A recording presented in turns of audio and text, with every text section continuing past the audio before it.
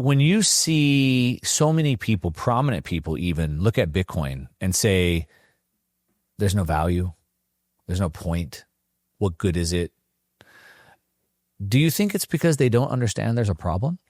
I think so. I mean, even Saylor has raised this, that you don't appreciate Bitcoin until you really need it, right? You get it at the price you deserve. I think the people who have experienced economic pain points are the first to maybe look for it as a solution and appreciate it.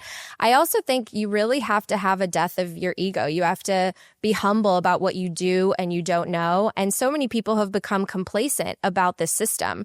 I mean, before Bitcoin, I just assumed that everything gets more expensive every year. That's just the way it is. It was a nickel when American grandparents were young and they bought their movie ticket or their gallon of milk. And today it's 10 times more than that. And that's just the way it is. I didn't understand the source of money, like how money was issued, how banks created money, fractional reserve lending. Yeah. I didn't understand any of that. And it's funny because actually if you, when I think back on my early days as a reporter, I really resonated with the Occupy Wall Street movement. Right. I thought that the solution came from government actually redistributing the resources, which is crazy, right? Because that's literally the government that my parents fled. But I didn't know that there was another way. I thought that the government was this positive force for good to help people. And I didn't realize how much the corruption of money corrupts everything else and how it breaks the incentive system and breaks really our social contract with one another. It is the reason we have these monopolies like big food and big pharma and big tech. It's not because these companies were just so great that they, managed to climb to the top. A lot of it is because of easy money and the way we've been manipulating capital.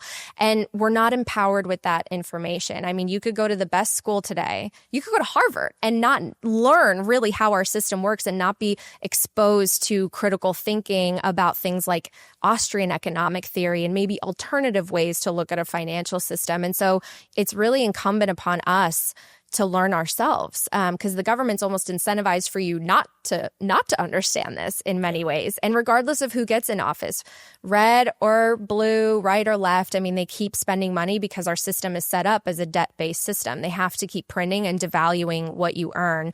And so I think for me, it became personal also because when I think about my audience, a lot of the people are like my family. They just want to work hard. They're not looking for a yacht. They don't need to be the CEO of, Amazon. They just want to work hard and provide for their family. And I think it should be a little bit easier to do that when people are working so hard. And I think Bitcoin actually returns us to a system and an environment where things are more achievable and you're encouraged to maybe take risk to start a company or build something or innovate. But you have to have a form of capital, a form of savings that actually goes up in value and doesn't get crushed by things that are out of your control. Yeah. You talked about the American dream. And wouldn't the American, I guess I'm curious, I don't want to put words in your mouth. What is the American dream? To me, it would be like we have the ability to start from nothing and build whatever we want. Yes. Yeah. I can be a poor immigrant and become a billionaire if I want, or start a big company. Like that would be like the ability to chase that dream. Yes. What does that American dream mean to you? Yeah. I mean, to me, it's always been that you can come from anywhere. Your parents could be rich, poor, you could come from a developing country, or you could come from the wealthiest place. And if you work hard and you're a good person, and I'm going to add that because I do think it's important. I think integrity is important. But you can work hard, be a good person, and you can achieve anything you want. And I think education is a huge part of that because so many people came here also to get a good education. And we were once like amazing in terms of just our literacy rates and just the things that we could build and create here. We were the creditor nation of the world. We were a beacon, not just in terms of like our economic status, but really also like the contents of our character. Like the American character is something that I think people aspired to around the world. And my mom, I remember, she grew up watching American movies and the golden age of cinema and listening to music, and she wanted like Levi's jeans. Everything that was quality and special came from America, and we've lost so much of that, and it's sad. Yeah. Do you think the American dream is dead? I think it's sad that a lot of people think it is. Like, so if you look at the statistics, if you look at the studies out there, more and more people, especially the younger generations, feel that the American dream is dead and no longer within reach. We have startling statistics that even the likes of, Larry Fink of BlackRock have brought up, saying that it's concerning to him, the statistics of how many young people no longer feel hope for the future.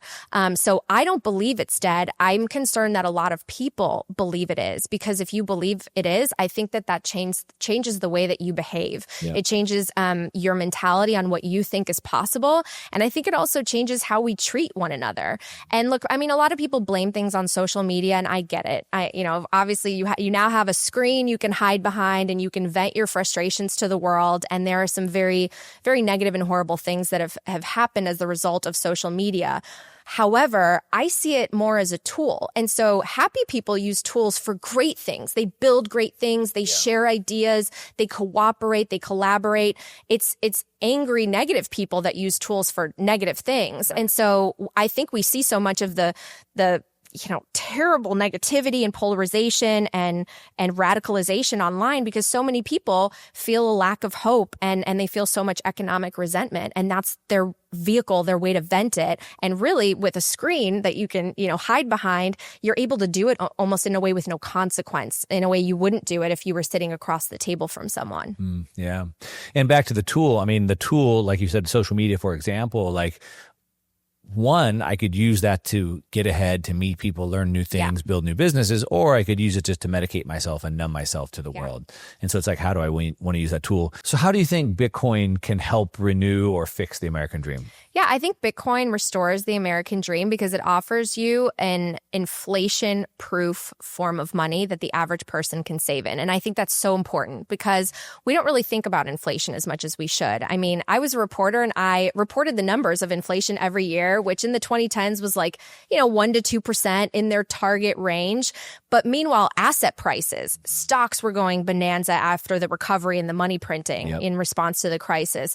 Housing just went skyrocketing out of reach for most people.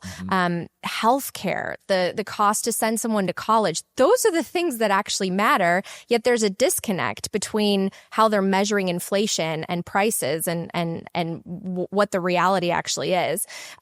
So I just think that the average person needs a way to save in a form of money that isn't subject to Wall Street games or political manipulation. It's just immune to debasement. It is censorship resistant. It allows you to save for the future because honestly, we judge our economy by how it's going great if everyone's spending money. I mean, that's the other thing. When I was a reporter, every Thanksgiving and Christmas time, we judged how great the economy was by how many people were out shopping, even if it was on credit cards, racking up debt. Sure. But we should be an economy of savers so that we can, drop our time preference and have the capital to invest in things that are productive. Yeah. So that's what I think people need most. And there should be more attention placed on just being able to save money. Yeah, because if you have money saved, then you're free because your future choices are open to you, right? Yep. So if you have no savings, your job, you're basically a slave there. Yep. If your boss is mean to you, you can't quit. Yeah. Because you have no savings. Yeah. Right. And so the savings is what gives you those options. Yes. I'm curious. So you got to where you were reporting on this stuff on your mainstream media job. You didn't understand it, but then you sort of found a solution that made sense. So then you jumped into Bitcoin. Yes. Since then, you've interviewed the biggest names there are in the space, in the Bitcoin space, in the finance space, and even outside of that. How has your understanding or views changed over that period of time?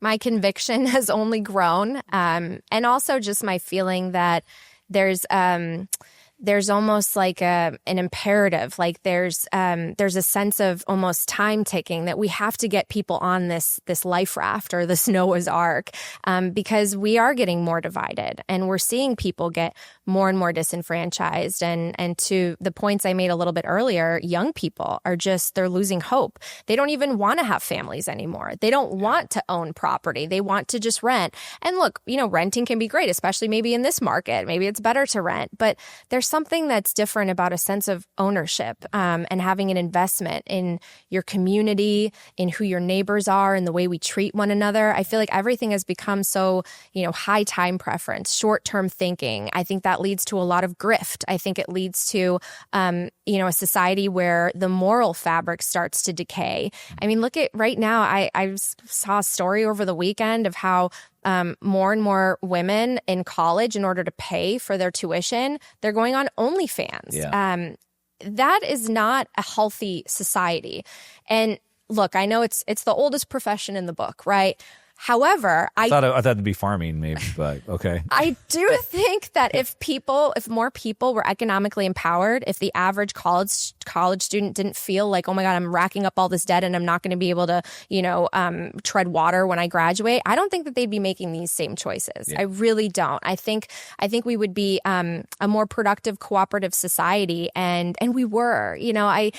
I love talking to Americans who grew up in sort of the golden age of our country, because they talk about it with such like a vibrant, passionate nostalgia. Like it was once so good, like their childhoods were just milk and honey and everything seemed possible. And we represented so much hope. And with that hope came this responsibility that we did want to show the world like principled leadership. And there is like a sense of just like vocation and citizenship, and we've lost a lot of that. I really think we've lost it, and I want to focus on what will bring it back, because we all talk about the problems and that will just get us, angry at each other online all day. But like, what is the solution? And Bitcoin is the most accessible one. It is the one that everyone, no matter what currency, you're transacting, and you can start to acquire a little bit of a hard asset that no one can take from you, that no one can print out of thin air.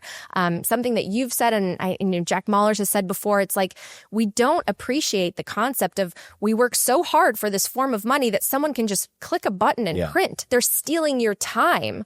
So like, what's a way to get your time back? Because time is the most important thing we have in general, right? So I think Bitcoin offers hope, and that's why I think it's incumbent upon us to teach as many people as possible. Hey, if you like this short conversation I just had, you're going to love the full-length conversation. Don't miss it. You can go ahead and click right over here, and I'll see you over there.